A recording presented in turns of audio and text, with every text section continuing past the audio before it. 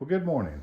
Thought we might continue today on our current project, which is answering questions I wish my Christian friends knew. Um, our first episode was justification and sanctification. We then talked about repentance and salvation. We talked then about faith versus works and forgiveness. And then last week, or last time, I don't know if it's last week or not, but last time, we talked about the Pharisees sitting in Moses' seat.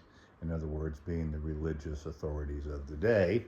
And interestingly, of course, this is before the temple fell, so it shows that we had already began that transition of moving from a temple-based to a Torah-based um, uh, system of faith, and that Jesus approved of it, because here he talks about that and talks about how the Pharisees do have that religious authority.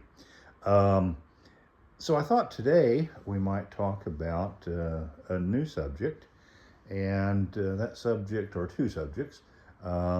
What if I'm not Jewish, and what if I want to become Jewish?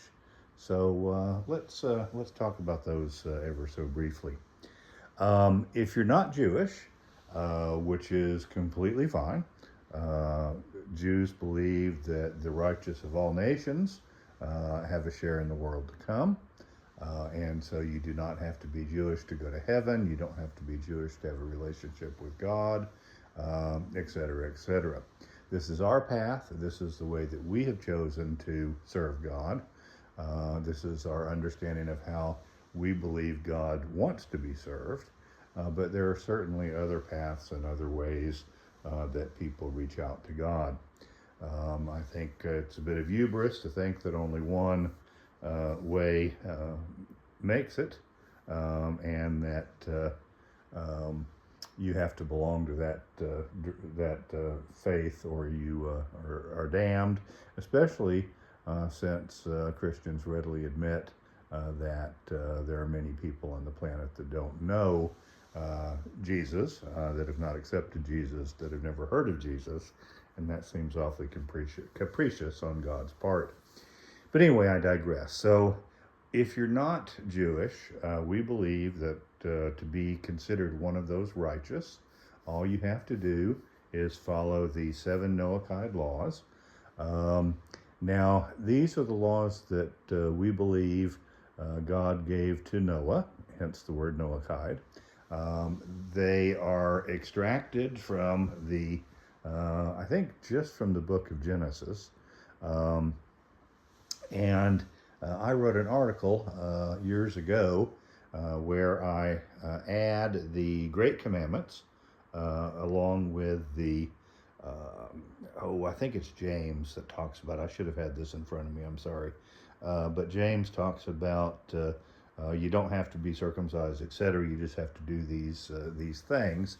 And it's remarkable how if you add those to the 2 Great Commandments, you pretty much come up with the Noahide laws. So you might look into that if you're at all interested.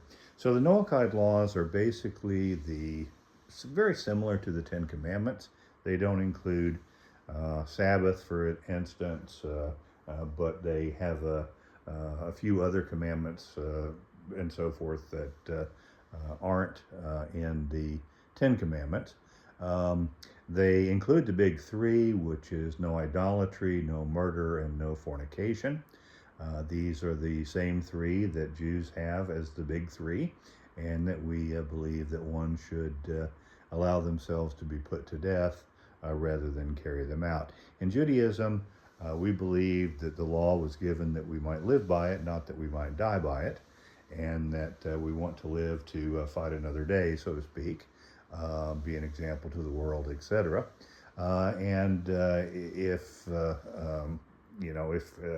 we allow ourselves to do everything, then we're really not observant. And if we allow ourselves to do nothing and get killed for it, then we're really not a light unto the nations. So those three, though, if, for instance, somebody has a gun to your head and says, shoot that man over there, unless there's a good reason to shoot him, i.e., he is attacking somebody or about to kill somebody himself, then we have to allow ourselves to be put to death rather than carry that out. So it includes the big three. One of them that I find very interesting, and there are all sorts of subcategories once you get there, but it states that you cannot eat a limb from a living animal.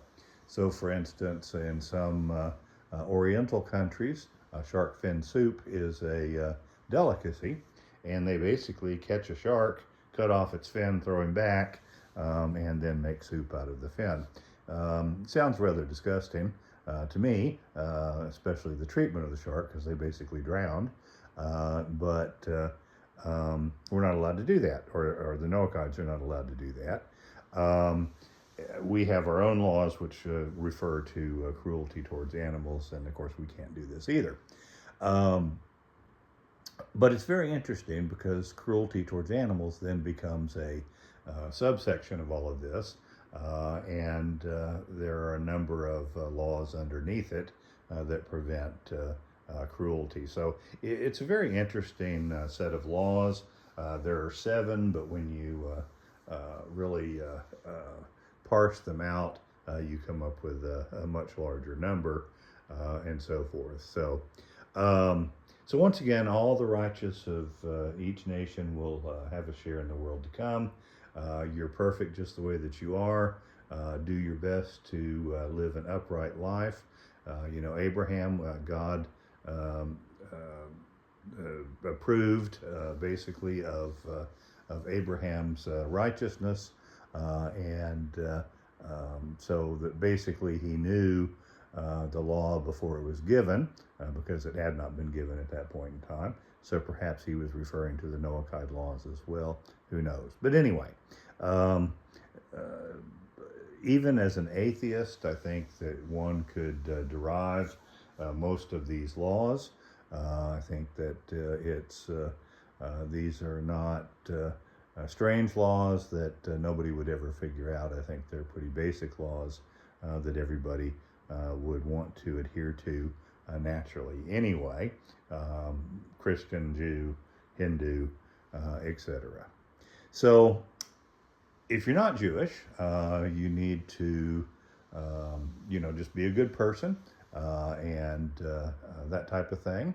And then when your time comes, just like everybody else, we'll go to heaven, be judged for what we did or didn't do.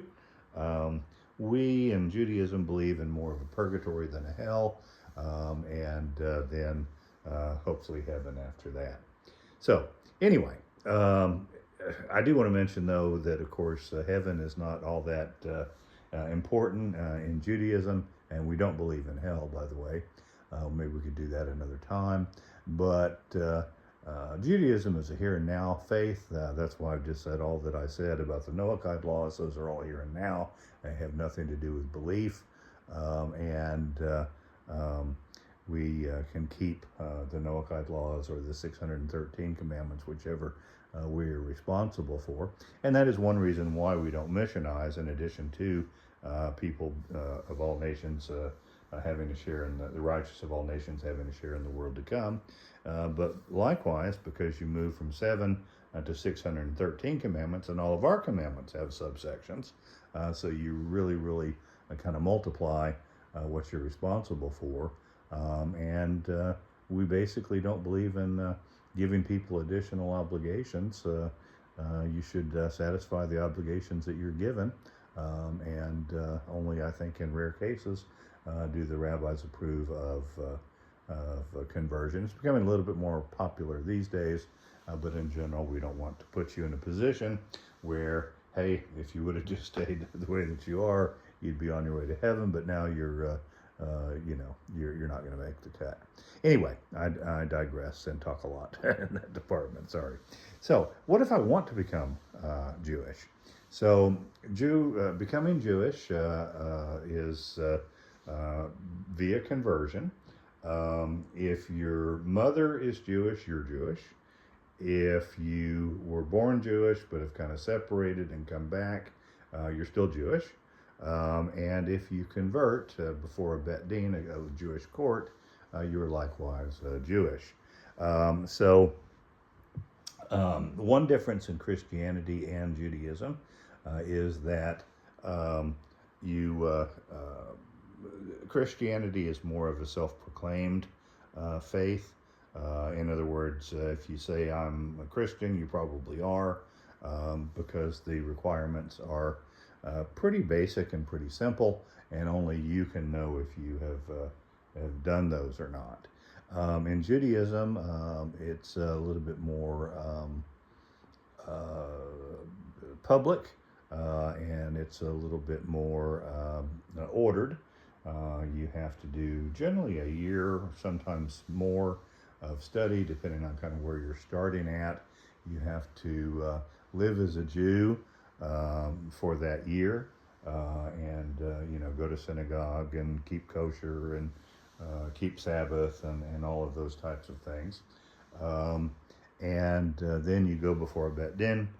You are asked some questions, etc., to kind of make sure you understand what you're getting into. Then, if you accept the yoke of the Torah, you go into the mikveh, which is the baptismal font, so to speak. And when you come up, you are Jewish. You are completely suspended, so to speak, in the water. Your feet can't be touching the ground or the bottom. Arms can't be touching anything. You can't be holding on to anything. There are definitive rules on what you can have on your person, such as no jewelry, etc. And ladies need to talk with either the mikveh lady or their rabbi or both about fingernail polish, etc. Basically, something that is considered a permanent part of your body is one thing, but anything that's temporary, such as rings, etc., are temporary and have to be removed. So, let's see. I think that's mostly it. Once a Jew, always a Jew. That's always a question that sometimes is hard to answer in any faith. I know Christianity has it. We believe that once you've converted or once you were born Jewish, you're Jewish. And there's nothing that you can do to undo that Jewishness. Unfortunately, there are some bad Jews out there, but they remain Jewish. We don't have to deal, thankfully, with the no true Scotsman fallacy in Judaism. Now, there are some people that believe differently, but I think the majority of Jews thus believe.